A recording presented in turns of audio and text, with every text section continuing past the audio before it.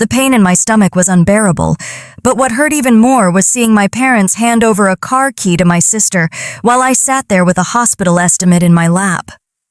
That was the day I realized I wasn't their child. At least not in their hearts. The pain had been creeping up on me for weeks. At first, I thought it was just indigestion or maybe something I ate, but it kept getting worse. It started as a dull ache after meals, then turned into sharp cramps that made it hard to stand up straight. I tried to brush it off, kept working, taking over-the-counter pills, sipping warm water like old remedies said, but nothing helped. It got to the point where even breathing felt heavy, like my own body was warning me that something was deeply wrong. I went to the local clinic near my job, hoping it would be something simple. The doctor there gave me that look, the one where they smile softly but their eyes say something else.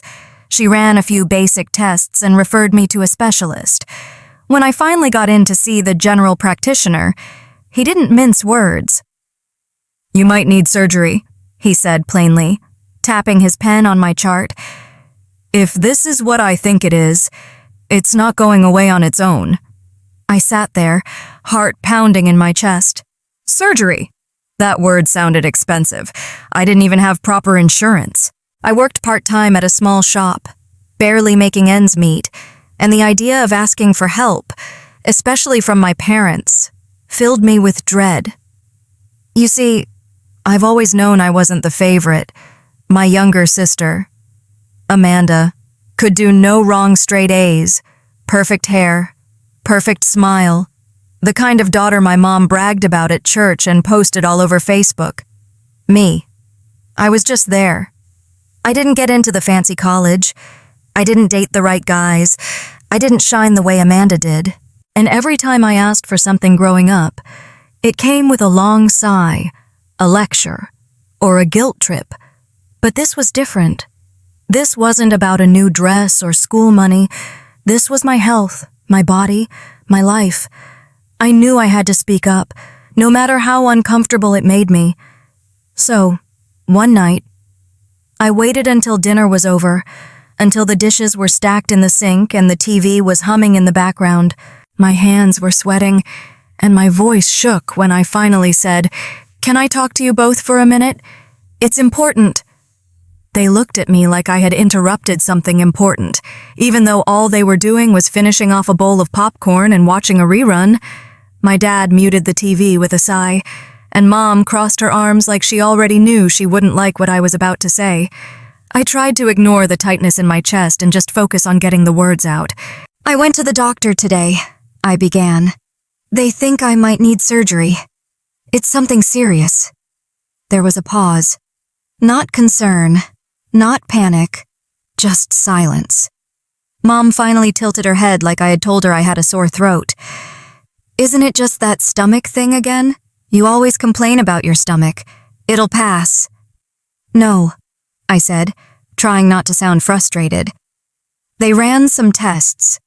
It's not going away. The GP said it could get worse if I don't act soon." And Dad rubbed his face with both hands, then leaned back in his chair like he was carrying the weight of the world. "Honey, we're going through a rough patch right now. Things are tight. You know how inflation is these days? We're still paying off the home repairs from last year. It's not a good time." "I'm not asking for luxury," I said, trying not to cry. "Just help with the surgery. I can cover some, but not all, please." Mom leaned forward, voice clipped. "Have you looked into medical loans? Or maybe one of those online fundraiser pages? People do that all the time now. You're not a child anymore. You need to start thinking like an adult." That one hit hard. I swallowed, but it felt like there was a rock in my throat. I wasn't expecting a blank check. I hoped for warmth, for care, for someone to say, "We'll figure this out." But instead, they made it about how inconvenient I was, how expensive I was. Dad stood up and grabbed his glass. "We're not saying we don't care. We're just doing the best we can. Okay?" I nodded. Even though everything inside me was shaking, I could barely hold eye contact anymore. I stared at the kitchen floor tiles, The ones I used to mop when I was younger, the ones I once spilled juice on and got grounded for. Everything in this house reminded me of being second place. I mumbled, "Okay," and turned to leave. No one stopped me. No one said, "Wait, let's talk more." I walked down the hallway, the TV volume clicking back on behind me like nothing happened. I sat on the edge of my bed, my hands trembling, and for the first time in a long while, I truly felt invisible, like if I disappeared, it wouldn't make much of a difference. A week passed, but the ache in my side didn't. The painkillers dulled it, but it never truly left. I stayed quiet, kept to myself, went to work, came home, and tried to pretend like everything was okay. I didn't mention the surgery again. What was the point? They'd already made it clear where I stood. That Saturday morning, I was upstairs in my room, half-heartedly folding laundry, when I heard the sound of laughter outside, then tires rolling up the driveway. I peeked through my blinds and saw Amanda's face light up as she stepped out of a rideshare car. She was home from college, bright-eyed, perfectly dressed, nails done, not a worry in the world. Dad waved her over with a grin that stretched ear to ear. "Come on, come out here." She looked confused but excited and followed him to the driveway. Mom came out from the garage, holding a big silver key with a ribbon tied around it. I saw it parked right there in the middle of our driveway, a brand new white Mercedes, sparkling like it had just rolled off a showroom floor. The sunlight caught on the chrome and gleamed across the windshield. Amanda froze for a second before realizing what was happening. "No way!" she squealed, dropping her bags and running straight into Mom's arms. "You got me a freaking Mercedes! Oh my God!" "You deserve it," Mom said, holding her tight. "You've worked so hard. Straight A's, Dean's List, internships. This is just the beginning for you." Dad chuckled proudly. "Only the best for our girl." They were all laughing, hugging, taking pictures. Amanda even started doing a little happy dance next to the car. The engine purred when Dad started it up, showing her all the features: sunroof, leather seats, built-in screen, Bluetooth, everything top of the line. Amanda slid into the driver's seat like she belonged there, like this was always meant to be hers, and I just stood at my window, laundry forgotten in my hands, watching it all like I didn't exist. The same parents who couldn't even offer to split my surgery cost just handed Amanda the keys to a car that could have paid for my procedure twice over. The same people who told me times are tough and loans are an option were now dancing in the driveway with a ribbon-wrapped luxury gift. I didn't feel jealous of the car. I felt crushed by the message it sent too expensive for me, but not for her. I barely left my room that week. Every step I took sent a dull ache through my stomach, like my body was quietly begging me to stop pretending I was okay. I tried different over-the-counter meds, antacids, painkillers, even herbal teas my coworker swore by, but nothing worked for long. The pain would come back, sharp and heavy, usually in the middle of my shift when I could least afford to slow down. So, I worked through it. I picked up extra hours, told my manager I was available any day, anytime. I needed the money, if no one was going to help me. Then I'd help myself. I cleaned tables, refilled coffee, restocked shelves, moving like a machine, trying not to wince in front of customers. When I got home, the house was full of laughter. Amanda's voice echoed down the hallway, loud and excited, always talking about her car, how smooth the ride was, how people turned their heads when she parked at campus, how her friends were jealous, asking how she got so lucky. I didn't join any meals. I'd grab a plate quietly after everyone was done or just skip dinner altogether. I couldn't pretend to smile, couldn't fake excitement for someone who never had to fight for anything. I'd lie in bed, scrolling through her social media pictures of her leaning against the hood of that Mercedes, captioned with things like "Manifestation works" and "Dream big, babes." People commented heart emojis and "so proud of you," like she'd climbed a mountain. But I knew the truth. She didn't pay for that car. She didn't sacrifice anything. My parents handed it to her. Just like they always did. Me. I was stuck fighting for my health, working through pain, and still somehow feeling guilty for even asking for help. My chest felt heavy, not just from the physical pain, but from something deeper, something colder. I started to believe maybe I wasn't meant to be loved like her.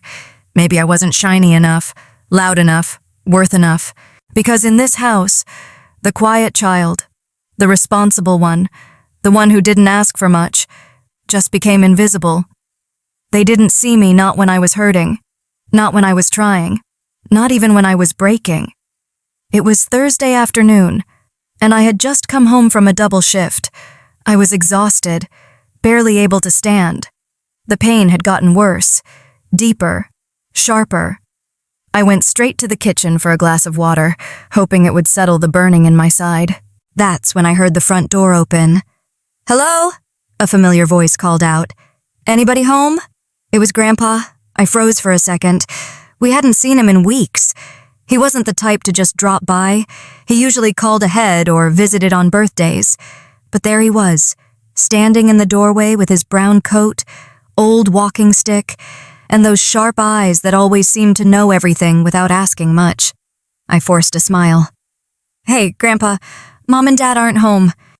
He looked at me closely, not smiling back. "You look pale," he said, his eyes narrowing. "You sick?" I shook my head quickly. "Just tired. Long week at work." He stepped closer and set his stick against the wall. "You're sweating. Your hands are shaking." I turned away, pretending to tidy the counter. "It's nothing. Just a little stomach thing. Doctor said maybe some rest." But Grandpa wasn't buying it. He walked over slowly and pulled out a chair at the table. "Sit," he said firmly. I hesitated, but his voice had that weight to it, the kind that made you listen. I sat down, avoiding his eyes. "What's going on?" he asked quietly. I bit my lip, shaking my head. "It's fine, Grandpa. I'll be okay." He leaned in closer. "Has the doctor seen you? What did he say?" I swallowed hard. "He said I might need surgery, but it's expensive, so I'm just trying other stuff for now. Meds, rest, you know." He didn't respond at first, just stared at me, and then he leaned back slowly, his face unreadable. "Did you ask your parents?" he asked calmly. I nodded. "They said we're struggling financially, that I should look into a loan, so I didn't push." His face changed then. His eyes, once warm, suddenly turned ice cold. The lines around his mouth tightened. He didn't yell. He didn't raise his voice. He just went completely still. The kind of still that makes the room feel colder. For a long moment, he said nothing. Then he stood up. "I saw Amanda's new car on Facebook," he said without looking at me. "Brand new Mercedes, huh?" I nodded quietly. He stepped forward and hugged me tightly, the kind of hug that says more than words ever could. I felt safe for the first time in weeks. He let go, looked me in the eyes, and gently patted my cheek. "I'll take care of it," he said in a low voice. Then, without another word, he picked up his stick, walked to the door, and left.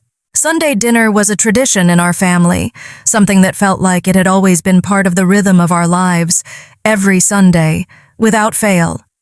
We gathered around the big oak table, Dad at the head, Mom beside him, Amanda chatting excitedly, and me quietly trying to stay out of the way. It was a chance for everyone to catch up. But that day felt different. Grandpa had called earlier in the week and insisted on hosting. He said he had something important to say, but when he mentioned it, his voice was so serious. I couldn't help but feel a knot tighten in my stomach. When we arrived at Grandpa's house, everything seemed normal at first. The smell of roast chicken filled the air, and the table was set with all our favorite dishes, mashed potatoes, green beans, corn, and of course, the homemade pie for dessert. It felt like any other Sunday, but there was an undercurrent of tension. Grandpa, normally a quiet man, had this energy around him, like he was about to drop a bomb, and no one knew it yet. Amanda, as usual, was the first to speak. She strutted in, her head held high, and the first thing out of her mouth was, "You guys, you won't believe how many people complimented my car on campus this week. It's like I'm famous now." She laughed, practically beaming with pride. Dad chimed in. "Well, you deserve it, sweetheart. You've worked so hard and you've earned every penny. That car is a reward for your dedication. We're so proud of you." Mom nodded enthusiastically. "You really do deserve it. You've made us proud. Amanda." I felt the words sting as they echoed in the air. I stayed silent, eating my food slowly, my gaze fixed on my plate. I didn't know what hurt more, the fact that they were so blinded by their pride in Amanda, or the simple truth that they had never done anything like this for me. I didn't want to sound bitter, but the unfairness of it all hung in the air like a thick fog. After dessert, when everyone had relaxed a little, Grandpa stood up without warning. He was quiet, so quiet that the clinking of forks on plates stopped for a moment. His eyes moved slowly over the table, landing on each of us, one by one. Then he cleared his throat. "I've been thinking a lot about family," he started, his voice steady but carrying a weight, "and what it means to be there for the people who need us most. There's something I have to do, something long overdue." Everyone looked at each other, confused. Grandpa was always the quiet, unassuming type. This wasn't like him. "I've rewritten my will," he continued, his voice firm but calm.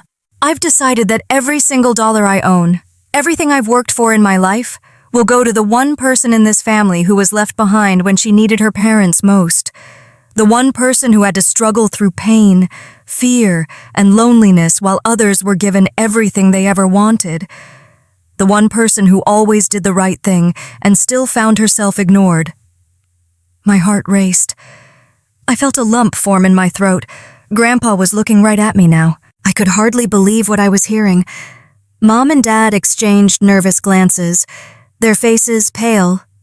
Amanda, for the first time all evening, was silent, her smile faltering. She didn't understand. She didn't know what was coming. Grandpa paused for a moment, his gaze never leaving mine. "The money," he said softly, but with undeniable authority, "is for you, my dear. You've always been the one who mattered. You've always been the one who deserved more. Now you'll have it, because you are worth it." A stunned silence filled the room, and I could feel the weight of their eyes on me, the shock on my parents' faces, the confusion on Amanda's. My heart pounded, and I almost couldn't breathe. I looked at Grandpa, tears threatening to spill over. His words were like a shield, protecting me in a way no one else ever had. Grandpa's voice broke through the silence again. "This is not just about money. It's about fairness, about seeing the person who was always overlooked. It's time she had what she deserved." I couldn't say anything. My mind was racing. But in that moment, something inside me shifted. I wasn't invisible anymore. I wasn't the one who was always forgotten. I was the one who was seen. And everything was about to change. The room was still frozen in disbelief. My parents stared at Grandpa, their faces slowly draining of color. At first, there was a nervous laugh from Mom, followed by Dad trying to joke it off, but it didn't feel like the usual light-hearted dinner chatter. Their voices trembled, caught somewhere between embarrassment and fear. "Well, Dad, you know we didn't mean anything by it," Dad said, his attempt at a chuckle coming out a little too forced. "Amanda's just been working hard at school, Grandpa interrupted, his voice sharp, cutting through the tension. "You think that's enough to justify treating your own daughter like an afterthought?" Mom flinched, her eyes darting to me briefly before quickly looking away, as if she didn't want to meet my gaze. But Grandpa wasn't finished. He walked to his old desk in the corner, opened a drawer, and pulled out a stack of papers, medical reports, receipts, bills, and invoices. He brought them to the table with a slow, deliberate pace, laying each one down in front of my parents like they were pieces of evidence in a courtroom trial. "Here," Grandpa said, tapping the medical reports with his finger. "These are the records from the doctor, the ones that show exactly how badly your daughter has been suffering. She came to you for help, and you turned her away. You couldn't even find it in yourselves to give her the one thing she needed support. Instead, you let her struggle. You left her to fend for herself." The silence deepened as the reality of his words sank in. I could feel the heat rising in my cheeks, the sting of betrayal mixing with the anger that had been building inside me for weeks. The reports, the invoices, the truth. It was all there, laid out for them to see. Grandpa wasn't holding back. He then picked up another sheet of paper.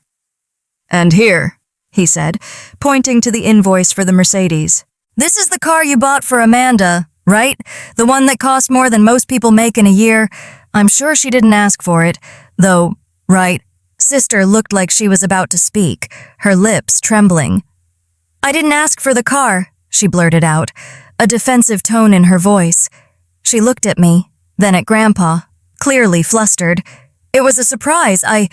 Grandpa raised his hand, signaling for her to stop. "That's true," he said calmly. "You didn't ask for the car, but you also never asked if your sister was okay." His voice was quiet, but the weight of those words slammed into the room like a thunderclap. Amanda opened her mouth, but nothing came out. She couldn't defend herself.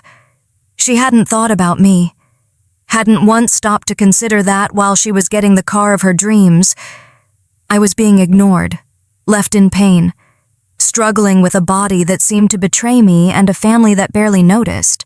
Grandpa turned back to my parents. "You didn't ask either," he continued, his voice more somber now. "You didn't think about your daughter's health or what she might be going through. All you saw was the image of the perfect, obedient child who followed the rules and didn't make trouble. But life isn't about playing favorites. Life isn't about who's the loudest or who brings home the best grades. Life is about showing up when it matters." The words hung in the air, heavy and undeniable. I sat there, feeling the fire of truth course through me. It wasn't just about the money or the car anymore. It was about the years of neglect, the years of being invisible. And Grandpa, in one simple act, had given me a voice. My parents were silent now, unable to speak. Mom's face had gone a shade of pale that I had never seen before, and Dad's hands shook as he fidgeted with his napkin, his guilt plain for everyone to see. Amanda looked down at her lap, her face flushed, but no one said a word. Grandpa's voice broke the silence once more, soft but resolute. "You can no longer ignore what you've done. It's time to make it right." Grandpa didn't waste any time. The next morning, after the dinner that turned everything upside down, he drove me to a private hospital in the city. It was a place I could never have afforded on my own, a sterile, white space that felt almost too clean for someone like me. My stomach churned at the thought of the cost, but Grandpa was insistent. He didn't ask for my opinion, he was taking charge, doing what needed to be done. The drive there was silent, except for the hum of the car's engine and the soft tapping of Grandpa's hands on the steering wheel. I sat in the passenger seat, staring out the window, the weight of everything still hanging over me like a storm cloud. I couldn't help but think of how my parents had looked the night before, too stunned to speak, too ashamed to face the truth. But none of that mattered now. What mattered was this moment, this step toward fixing the broken parts of me, both inside and out. Grandpa made sure I had everything I needed. He covered the full cost of the surgery, the consultations, the aftercare. No questions asked, no hesitation. It was as if for the first time in years, someone truly cared about me, not because of some obligation or expectation, but because they genuinely wanted to help.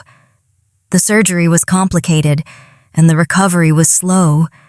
There were days when the pain was almost unbearable, when I wondered if I could make it through. But then I'd remember Grandpa's words the night before, "I'll take care of it."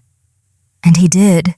He visited me every day after the surgery. He'd sit by my bedside, holding my hand, telling me stories from his younger days, distracting me from the pain. There was no rush, no deadline for recovery. He let me heal at my own pace, never once making me feel guilty for taking the time I needed. It was like the love I had always been missing was being given to me in full force now. And it wasn't just physical healing that took place in that hospital room. It was emotional too. I thought about everything that had happened the way my parents had treated me, how they couldn't even see the pain I was in, and how they chose to shower my sister with luxuries while I was left to struggle. But even as I recovered, I knew something had shifted in me. Sometimes the people who owe you love don't give it.